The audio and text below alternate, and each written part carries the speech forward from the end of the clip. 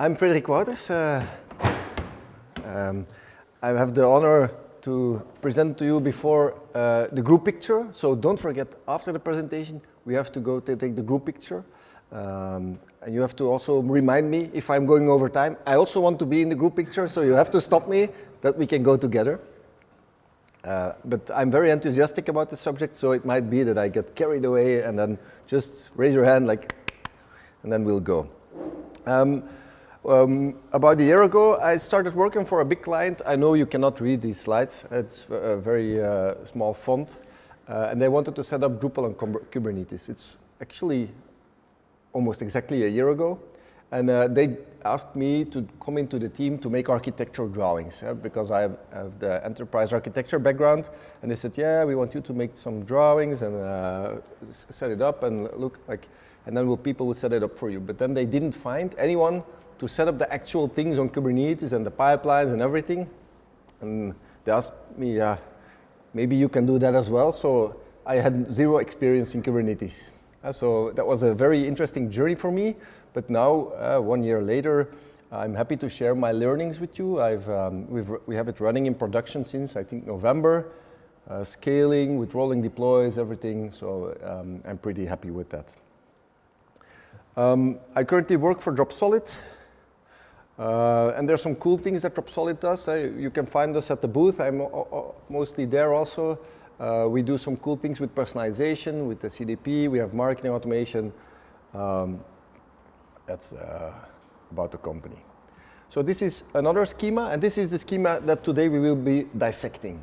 So this schema, this is the software development lifecycle, SDLC, software development lifecycle of our Drupal software, how it ends up from a repository into the production cluster on AKS. And I know you cannot read the letters, but here on the top you will see there are some green repositories, for example, and I call them upstream repositories. For example, base images for Docker containers, GitHub action templates, Helm chart templates, what you will be interested in, I think. And then you have the website repository, which uses these upstream repositories to trigger actions and to end up into the cluster. I'm going to explain these terms more. What's a cluster? How does it work? But first, for me to get to know you a little bit, I have some questions. So, who of you is interested in doing zero downtime deployments? Please raise your hand. And always when I ask this question, I also ask the inverse. Who thinks it's very dangerous to do zero downtime deployments? There, the ops guys are there as well. It's good. So with Drupal, there's risk to zero downtime deployments, because if you do a schema change and you have your site up and running, there is the risk that you write things to a schema that doesn't exist anymore. So you can only do the zero downtime deployments for data, for changes in your code that don't require the schema changes. Well, unless you have caching mechanisms and all these things, but it's good to know that it's possible for Drupal, and I'll show you how it's done. Then, who wants more control over the infrastructure in their Drupal project? Okay, and who thinks it's dangerous to give people more control over the production infrastructure? Because it's also, with great power comes great responsibility. I've experienced people writing infinite loops on clusters that will scale up and just take more and more and more resources. These things happen. So yeah, good.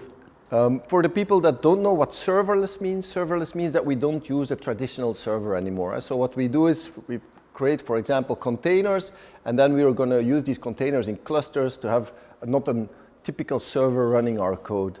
It could also be functions as a service, for example, in Node and other technologies. They also have these services in AWS, or you can just run your code there without an actual container or runtime or anything. That's serverless. Now, why would you do this cluster thing? Because all the thing to host Drupal, it already exists. It's proven, it's done. Why would you even consider using new technology, new abstractions? It's complex, it's not easy, I will show you. But why would you do that? Because in some use cases, there is advantages. In high traffic sites, and you have the possibility with your code to do rolling deploys, you don't have to go down to do your deployment of your new code. That's one advantage. What you also have, for example, is the scaling. I have a client that's in bookkeeping. It's like what's the word in Spanish for bookkeeping? Accountants? Contabilidad. So at the end of the month, they see a huge spike the last days because apparently the bookkeepers, the first day of the month is like, that's the cutoff date. So at the end of the month, they start doing their job. And they don't work in the weekend. So for them, the scaling up of resources is very important.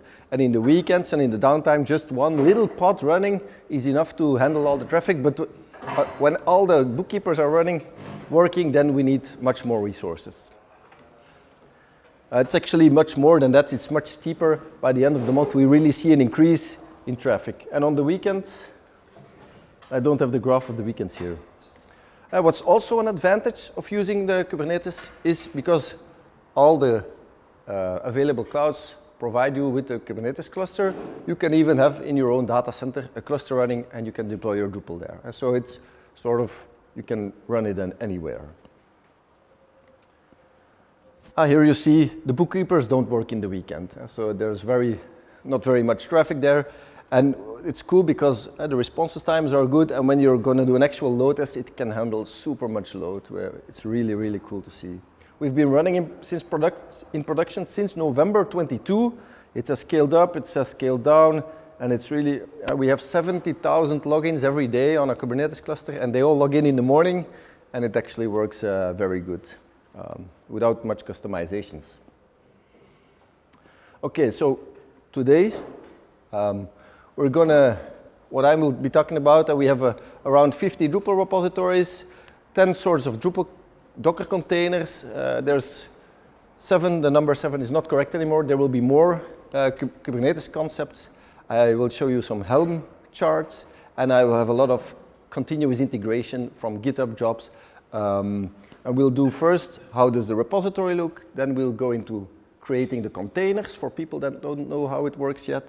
And then we're going to dive into the Kubernetes basics. I think we won't have time for this last part. We'll see how the timing goes for us. The first part, so in our repository, you cannot read it, but I've made a summary here. There's in our repositories, there's no vendor folder. There is a Cypress folder. We do automatic tests as well. We're running with containers, so you can run your automatic tests with Cypress. If you don't have automatic tests running, warm call, please try it. Cypress is a super cool tool. It's very, very easy to start with, and it gives you the guarantee that whatever bug that you code in there, the next time you won't have it again. So it's a guarantee for this specific bug to not occur again, which is, I think, very valuable. As a developer, once you have worked with proper tests, every project that you don't use tests feels like you're a bit naked. Like, are we sure it's not going to break? You don't know. You don't know for sure.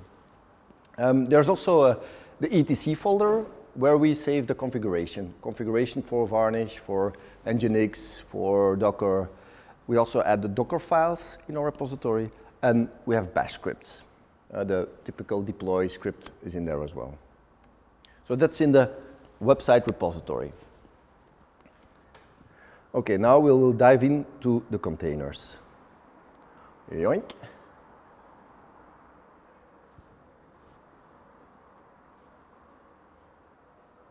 Let me do this, because otherwise I cannot follow here. So. Okay, on containers, I suppose, who has an idea how to make their own container? How can you make your own container? Okay, interesting. So creating your own container is not very hard. It starts with a text file, a Docker file, and it's plain text. It's very simple statements. From this text file, you can run the command docker build, and it will create a Docker image. And this Docker image can then be run, and then it's called a Docker container.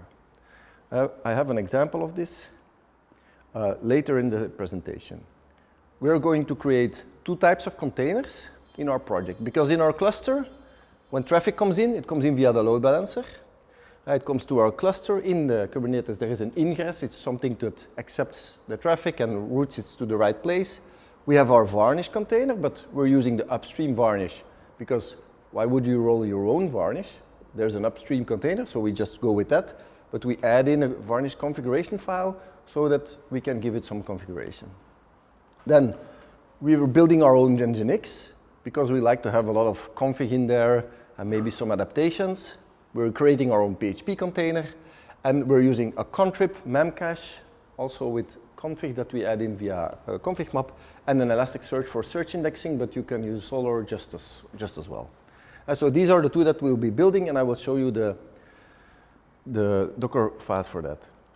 I think on this slide I have the commands. So there's Docker build, where you can create a Docker file, and Docker run to run it in your Docker on your machine. And actually, what we do in our pipeline, in our GitHub pipeline, is exactly the same. There's maybe actions that do this for you, but in essence it's the same. They just do Docker build, and on the cluster it will run the specific container, and it's going to be the same. If it works on your local machine, on your local Docker, then it will work in your cluster. That's the idea of Docker. This is an example of one of the first lines in such a Docker container. This is where we use, for example, the PHP container. We add an environment variable, and we can add some other things as well. Let's see if I can.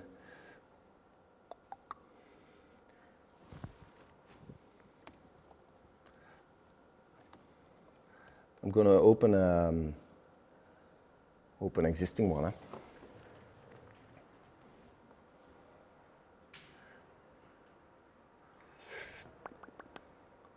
Okay.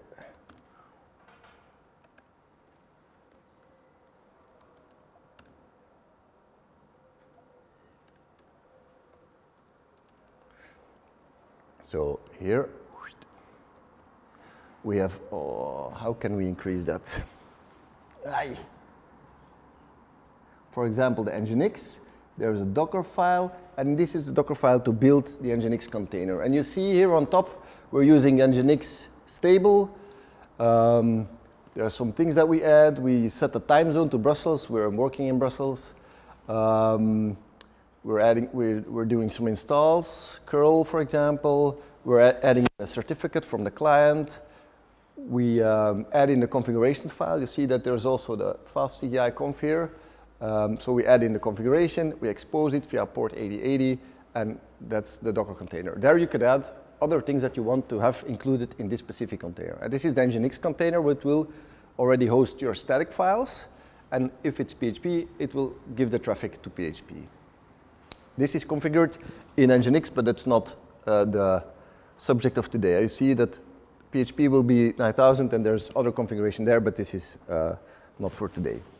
At the similar, we have the PHP 8.1 and the PHP 8.2, so I'm grading both the H1 and the 8.2 image files so that you, in your project, can choose to use the 8.1 upstream file or the 8.2. So each of the projects in our client, they want to use PHP 8.1 or PHP 8.2, they can just choose the right upstream image and have that runtime ready for them.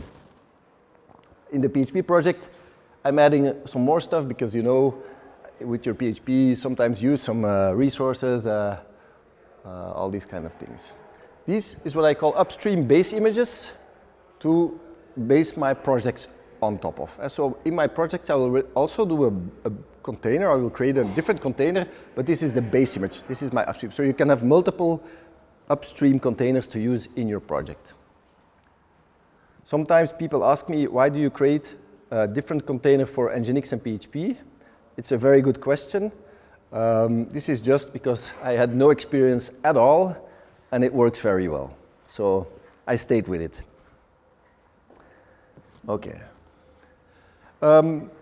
Some pitfalls, some errors that we ran into. Don't wait with building until you're deploying, so build it the moment you commit it. Sounds very logical, but yeah, don't make sure you do it.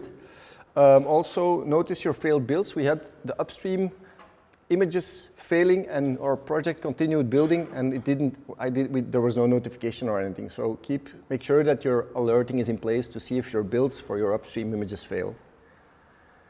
Another one, yeah, use tests. So if you're building your containers, before you do that or while you do that, you can run linting, coding standards, PHP stan, Cypress test. You can run all that in your pipeline, which I strongly suggest so that you make sure that your container will be built with working code. If it fails before that, they have to fix it. The developers will need to fix it.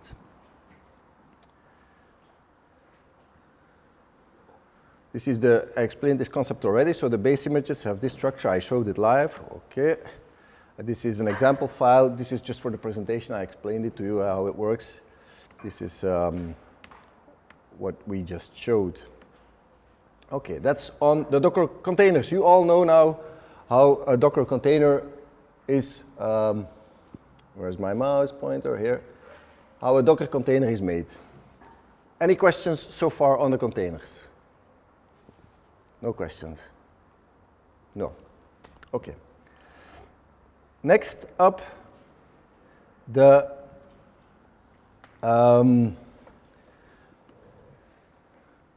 me see. Now we're going to do some terminology. So with the knowledge of these containers, we're going to try to land that in Kubernetes, and I will go over all of the concepts that are in Kubernetes so that you understand how it will land there. Oops, on to the next presentation here. So, okay, I was doing this for someone else. Back to the start. These are the concepts that we'll start with. I can share the presentation also with your organization so that you can have the full terminology to look at later. I'm not going to go over it. Let's just dive in. First up, clusters. So the cluster is if you're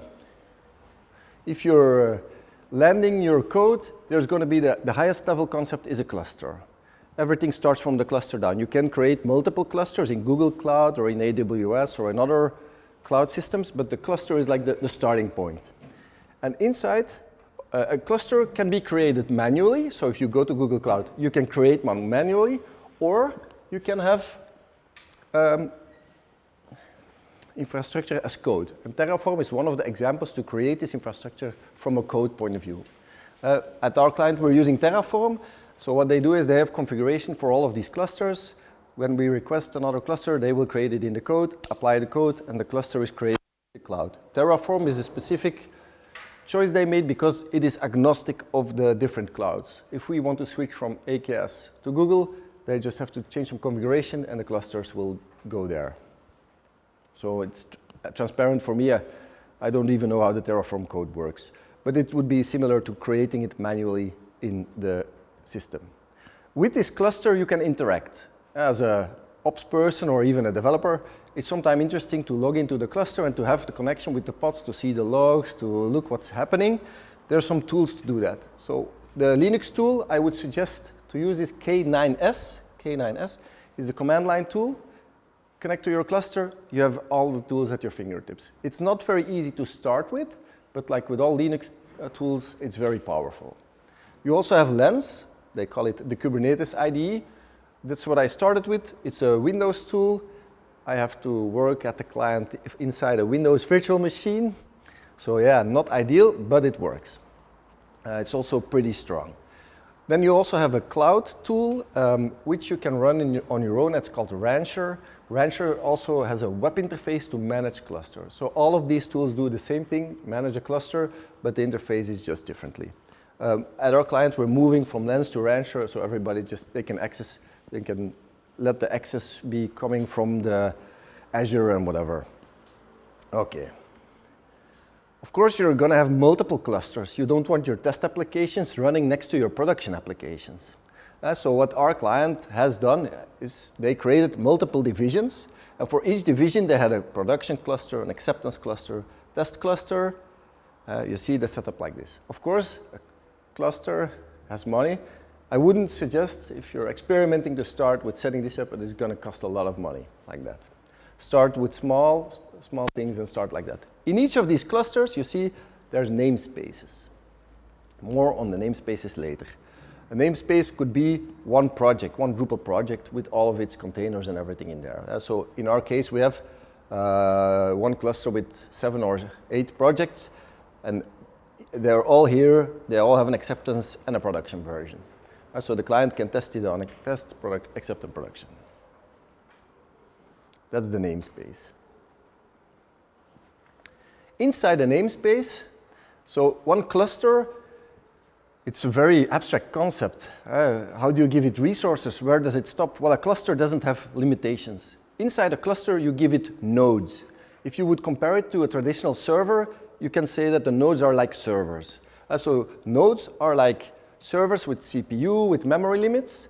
And you can say in your cluster, I have at least one node with this amount of CPU power and this amount of memory. And then the pods will auto-scale inside this node. And if there's many pods and the node has reached capacity, then it will scale up inside the cluster to the next node, and you will pay more because the more capacity you use, the more you pay. And so the sizing of the nodes and the amount of nodes will determine how much you pay for your clusters. You can, for me, it's easy to look at them as like computers, but it's not computers, it's all virtual, but there's this is like the resource limitations inside of the cluster. Inside of these nodes, this is where your pods will be running. Pods is a wrapper around your container. Your container is the PHP container. We want to run PHP, but we might also want a little sidecar that tracks the metrics and sends them to Prometheus, or a Promtail thing that takes other data, send it somewhere. So there might be multiple containers in one pod, which is the case for me. I have a detailed view on that. So here you see the PHP pod has an FPM container where the PHP code is actually running. This is the container that we built a few slides ago, remember? This is like, but we also have a Dynatrace container. Dynatrace is like the enterprise alternative of New Relic. The reason they chose Dynatrace is because they have an on-premise runner, and New Relic is in the cloud, and they don't want to stream data to the United States. So there's a Dynatrace container which takes metrics, sends it to Dynatrace, and we have an FPM exporter to take other metrics that goes into Grafana, so we have some dashboards on the logs and all these kind of things. And so these are the sidecars to the FPM container inside of the PHP pod. I'm making this clear? Yes? Okay, good. And you can have multiple pods. You have the PHP pod, the Nginx pod, a multitude of pods working together. Now, we want to do auto-scaling. How does that work? So the simplest setup is where you create a pod.yaml in the Lens, for example, and you say, okay, it creates one pod. But when you kill the node in your cluster and you set it up again, there's nothing anymore. So you want some sort of persistence. If you spin up a next node, that there's something running. But I'll skip to that later. Now, this pod is, for example, the PHP pod. We're going to also declare it as a service and say, this is the PHP, so that if I want to route traffic to PHP, the service says, okay, this is linked to the pod. So we're creating both a pod and a service. Why is this the case? If you want to have multiple pods, the service will say, but I have 3, I will give it to the PHP pods, the traffic. Here you see how we do that. For example, there's a deployment. A deployment is actually a concept where you say, you can see it as a pod farmer. So it manages the amounts of pods. And you can say in your deployment, I have at least 2 PHP pods running. And the service says, I'm PHP. The deployment says, I have at least 2. And then the pods run your code. Your deployment, you want it to autoscale, can be enriched with a horizontal pod autoscaler. And this horizontal pod autoscaler, it's a few lines of code which just says, okay, the PHP deployment, when the CPU is reached or the memory is reached, scale up. After 5 minutes, there's less than 70% scale down again. And so the deployment says, I'm PHP, I have a farm, and I have at least 1 or 2, and the maximum is 20. And the pod autoscaler says, this is the condition, scale that one up or down. So that's with the service says, okay, I'm PHP. This says, I have at least 1 running and maximum 20. And the autoscaler says, we can scale up on this condition and scale down on this condition. Voila, that's that.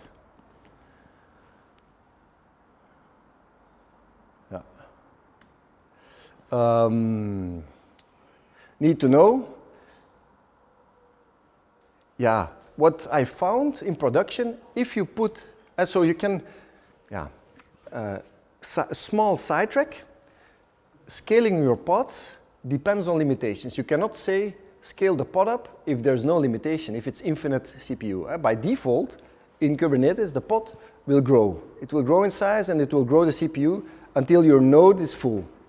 Your node capacity is full. That's why the pod needs to have resource limitations and say, okay, I can take 1 CPU and 3 gigabytes. And then we can say, yeah, but it's almost at 1 CPU and 3 gigabytes, so we need to scale up. So there's resource limitations, and I found in production that if you put a resource limitation, there's like a separate syntax. You have to declare micro CPUs and like it's a resource notation. If you give it less than 1 CPU, the pods, they will be throttling. I found this in Dynatrace. There will be some wait time on your production system. So I scaled my pods like around 1 CPU or more if available. Any questions there? Interesting so far? Yeah. Yes. Okay. That's a relief.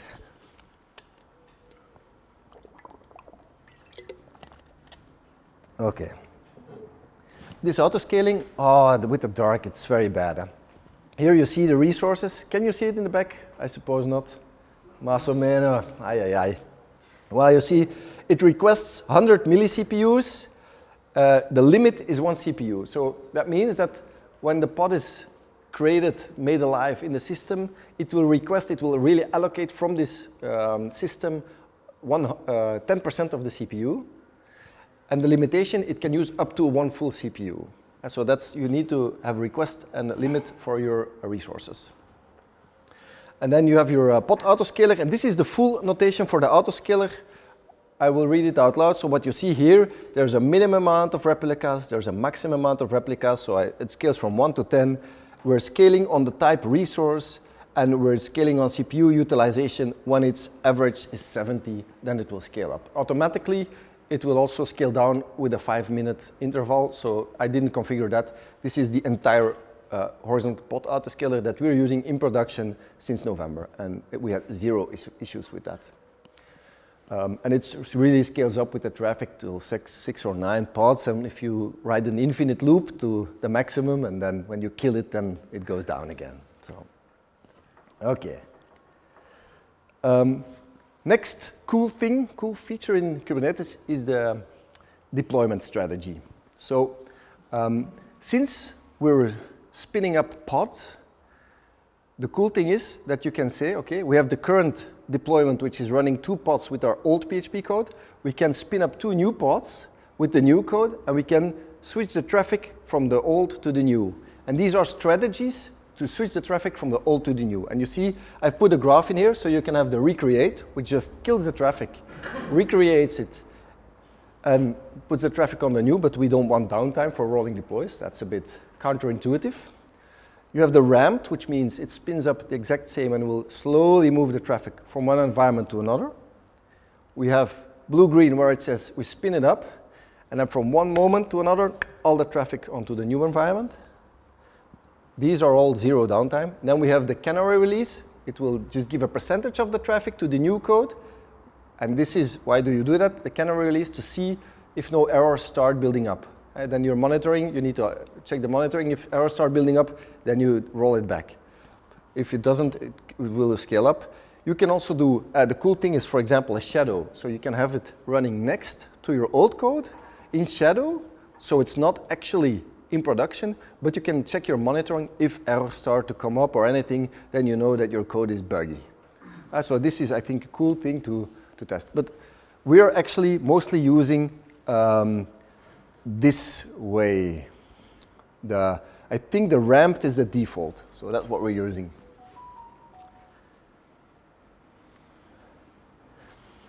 So if you have no schema updates, we can do this. Styling changes, simple logic, all these kinds of things can be. And what I found is that Drupal developers are hesitant to do a rolling deploy because they do it and they say, was it live now? I don't trust it. Yeah, but did it happen?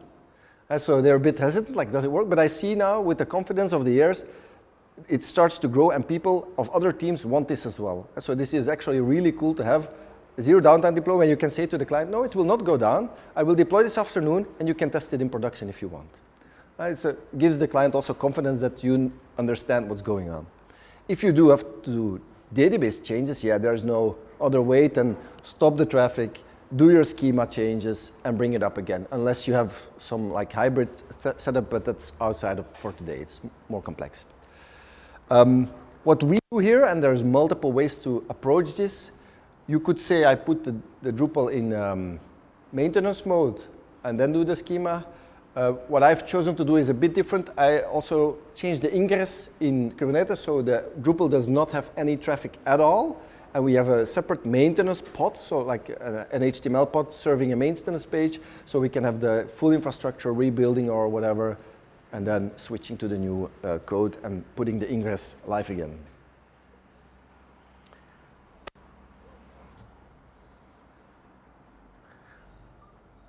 I'm curious.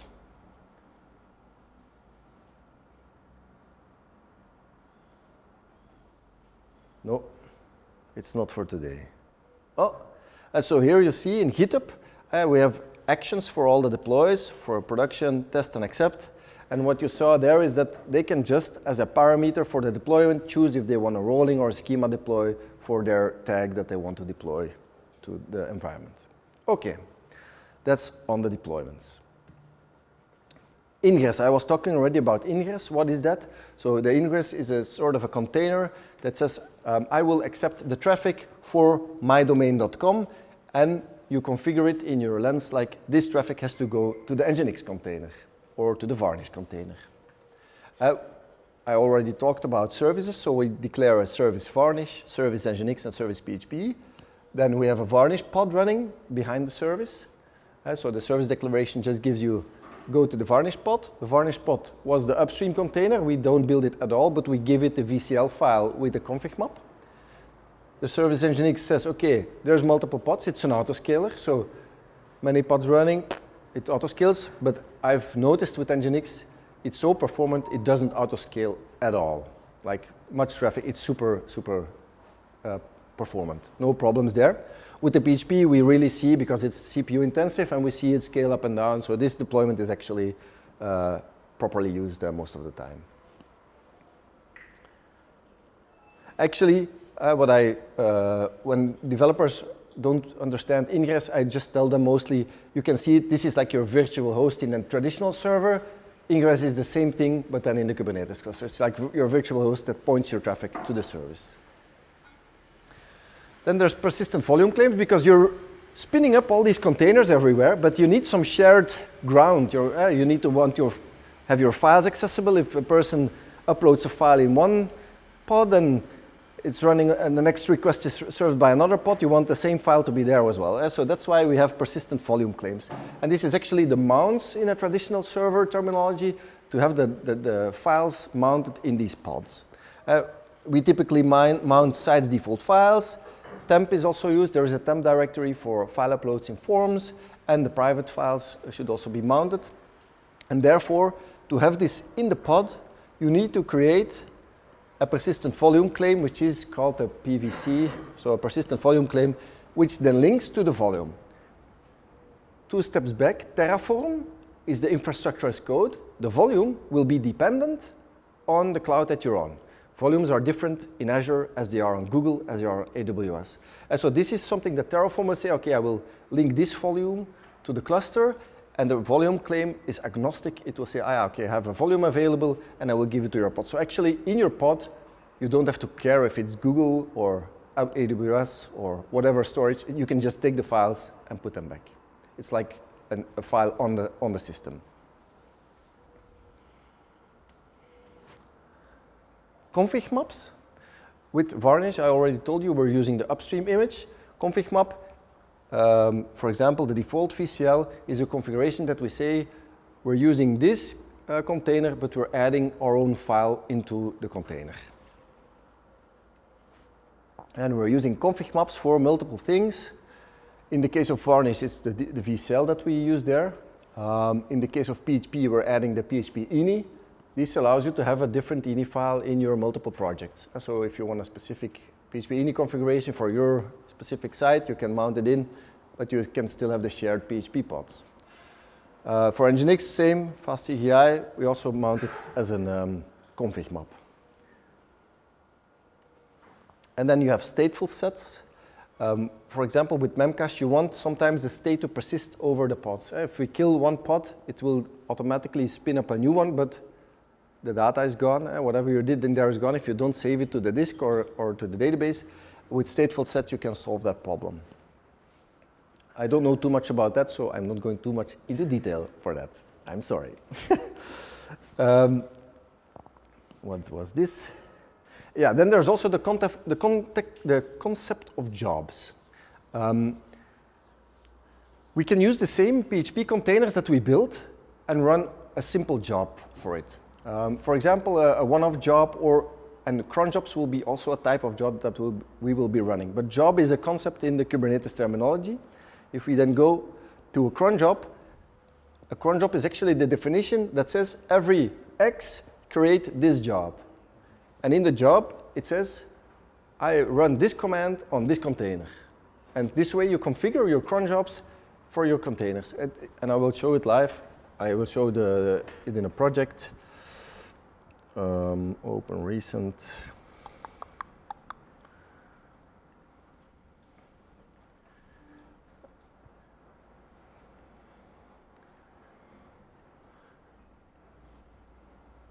Where are we? Hopla. So you see here the structure of the repository is like so. We have in our repository a Helm folder, and in the Helm folder there are templates. Now, not all the infrastructure is there because all the Drupal infrastructure, they're all deployments with PHP, they're all Nginx, so I don't do that per site. So I have one upstream repository with all of the generic infrastructure code, and only the overrides are here. This specific is a complex site with lots of financial stuff and links to SAP, and these cron jobs are specifically for that. So this cron job is an override of the general infrastructure, and this is something that only runs for this site at this frequency.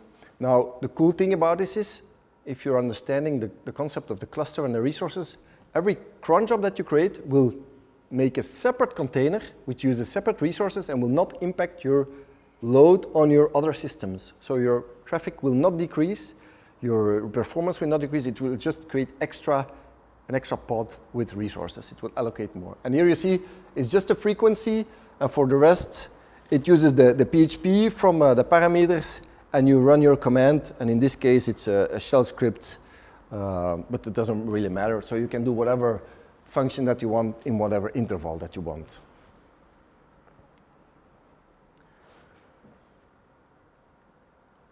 Back to the slides. Okay. Yeah, I had an example here, but it's not even readable. Well, another example of these jobs is what I do, for example, with K6 is a load test. With K6, oh my God. Super.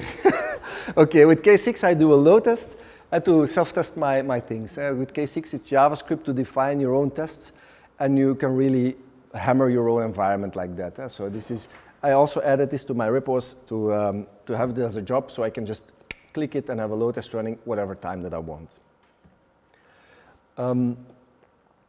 For monitoring, yeah, I was started with New Relic, but they didn't want it, and we switched to Dynatrace and Grafana and Loki. A little explanation on that. So what we have here, we have the pod, and in the pod we add a label. So actually we don't have to do anything for the logs. We just add the label to the job, and the output will be vacuumed up. I always call it vacuumed up because to me it feels like the vacuumer, the prompt tail, sucks all the logs and pushes it to Loki where the logs will be stored. And then with Grafana you can have a graphical user interface with nice graphs and whatever kind of visualization of the logs that you want. So this is the technology that we use now for logging. Okay, that were the most important concepts on the running Drupal on Kubernetes. Now, I have this repository. This is what you want. So this is actually Drupal in Helm chart. So you can put whatever Drupal, and this is infrastructure code, and you can use it, and it will run on a cluster with autoscaling. I've started to open source it, so there is a GitHub repository at this. If you search for this, there might be some updates coming, but what's in there? There's the load testing, there's Varnish, the Cypress tests are there, there's the maintenance pod, deployment for PHP, autoscaling, the autoscaler is there. What's also there? There's Ingress, there's the mounts are there, the services are there. So with this, you have a Memcache, you have Varnish, you have a full autoscaling Drupal, and you can just use the repository for your own infrastructure. If you have questions about this, come to me later, because this is my pet project. It's been some time that I worked on it, but it works in production for a lot of sites already now, so I'm happy with that. Pitfalls? Yeah, of course. Yeah. Please hard code the version of Varnish or the version of whatever that you use. I started with the Docker containers with the latest version of Nginx, and all of a sudden our monitoring wasn't working because the newest version of Nginx didn't go with Dynatrace and things started to fail. So please hard code your versions in your Docker files and in your Lens configuration, in your Helm charts.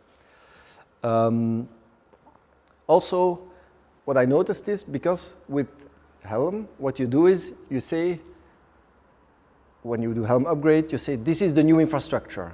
It means this is the new PHP code, this is the new load balancer, everything.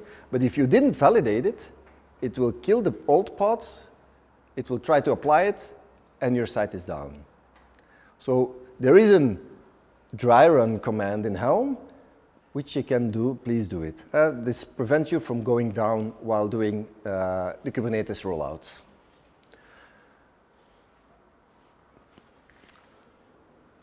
Makes sense, huh? Makes sense. Another thing that we bumped into, this is actually really a Drupal thing. I add a unique ID, the deploy run ID, which is our GitHub run ID. It's just a unique ID. It doesn't really matter which one it is. And I also added it as a Drupal deployment identifier, because we noticed that sometimes if you deploy with the same identifier and you deploy minor changes to your dependency injection, that these will not be picked up. And this is a Drupal core bug, by the way. And to prevent this core bug from happening, we appended a unique ID for every deployment to the deployment identifier. This is a bug where like senior developers will be looking for a day or more on it. Like this is like crappy. It's a fairly recent bug because this wasn't there before Drupal 8, 8.4 I think, but this is, I hope it can save one of you some time.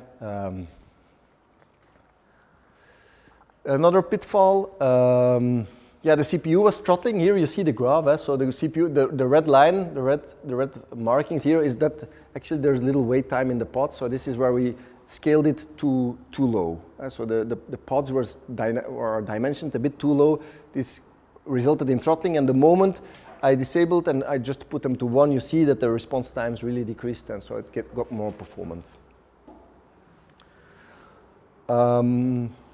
Also, yeah, don't use regular pods. Never use regular pods, because if you scale up, then the deployments will be there. It will make sure that everything is running. If you just have a pod and your cluster gets restarted, there's nothing. It will be dead. And that's on the Kubernetes terminology, all I wanted to share with you. Any questions so far on this?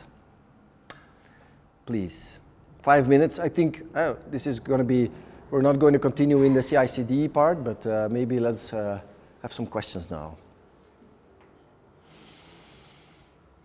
Are you including the Helm charts in all projects? By projects? No. Okay. No, what I do, this is what I explained a few slides earlier. You mentioned the overrides. Yes, correct. So just the overrides? Only the overrides are in the project. So when a developer wants a new cron job, they can just take the cron job, copy paste it into the project, change the command that's run, and then it will make a separate resource running that command. If you would want to do that, but to give you the idea. If you want to have a service runner, same idea. Yes, I have a question. Maybe it goes a bit too far, but maybe you can sell me on Helm, because so far, like I said, we are deploying Drupal on Kubernetes as well, and we just have like all the Kubernetes YAMLs in the GitLab repo, and we have it automatically deployed, blah blah blah. And we also like have some like when in GitLab we build the Kubernetes YAML dynamically from some variables and stuff like that. And I don't get like why, like what benefit I would get by using Helm. Good question. I don't know the answer to that. When I started 1 year ago, I had no clue, and the ops guy that was assisting me said, yeah, we're going to do this on Kubernetes. Here's the start. And they gave me a Helm chart that didn't work, that it wasn't working. So I started with that, and I just went from there. I can show you the... It seems to be a thing, like everyone is using it, and I'm not saying it's bad, but it never clicked for me, like why should I use it? No opinion. The dry run is a very good reason to use Helm. Which one? The dry run. Yeah. Because you have a pre-validation of the YAMLs. But you can do the same thing with... Yeah, if you have another cluster to try the YAMLs before sending that to production, but the values of the variables will not match. If you are using... No, but you can use dry run with kubectl apply as well. No, it works. When I started, it didn't work. Okay. Maybe that's an issue. Yeah. Other questions? Do you have environments where pull requests running with this, and if you do, does the setup change when you pull? Well, so this is one of the things that I was setting up not too long ago. It's possible, but there I run into some limitations with Helm. For example, in our pipeline, we want to have an environment for every pull request. So the moment the pull requests get created, I want to have an extra YAML or infrastructure thing, and I'm going to build a custom container for that. I don't want a full deployment with everything for every environment. Then it would just explode, right? So I want one little container with the PHP code, with a MariaDB baked in, with maybe the Cypress test baked in, so that we can do the tests in there as well. That's what I'm building, and that's not a problem. But the only problem is in my pipelining, when you do Helm apply, you have to apply all the code, all the infrastructure code. So I have to apply all the branches. And there is when I'm running into some issues to get in the GitHub action all the other pull requests that are there, and there I run into some issues. But I had it working for at least 1 or 2 pull requests. So yes, it's certainly possible. But what you need to do there is build this specific container for this pull request. That it has the tests in there, it has the MariaDB in there, which is different. What you can also add in there is, for example, a database to start from. I'm using the Whatbe MariaDB. They have like an image that if you have this database, it will boot up with the database in there. And then you can apply it, and the infrastructure will just be there. And then you have a URL, and because you have control over the ingress, so you can say, I have a wildcard domain, so you route your traffic how you want it to your pod, and you can say to the client, you can test it there, and they can go test it. You're using the MariaDB pods then? Well, You're not using good question. Good question. So for the environments, there I want to bake in the MariaDB inside of the pod to not consume too much resources. For the big setups, for the auto-scaling things, we are using the database as a service from Azure. So there we have specific servers in Azure. They have the database as a service. How much time do you have left? It's fine, it's time for questions. Okay, no more questions? Go ahead, don't hesitate. No questions? No? Okay, then it's time for the group picture. Let's go.